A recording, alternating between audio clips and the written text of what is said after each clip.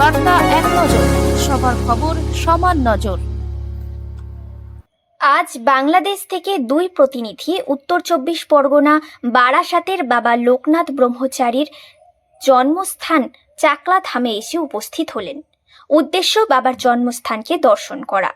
চাকলা ধামের president mister Nabakumar Das এই বাংলাদেশের দুই প্রতিনিধিকে দমদম বিমানবন্দরে সম্মান জানান এবং চাকলা ধামে বাবা ব্রহ্মচারী লোকনাথ বাবার মন্দিরে নিতে আসেন দমদম বিমানবন্দর থেকে।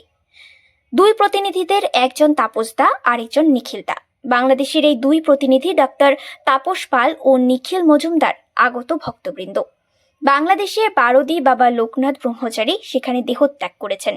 সেখানকার দায়িত্বপ্রাপ্ত এই তাপসবাবু এবং আমাদের ভারতের পশ্চিমবঙ্গের চাকলা ধামের কোষাধ্যক্ষ স্বপন সেন দায়িত্বপ্রাপ্ত দুজনে একসাথে আজ মিলিত হলেন। কলকাতা বিমানবন্দর থেকে অরুণ লোধ, বার্তা এক নজর।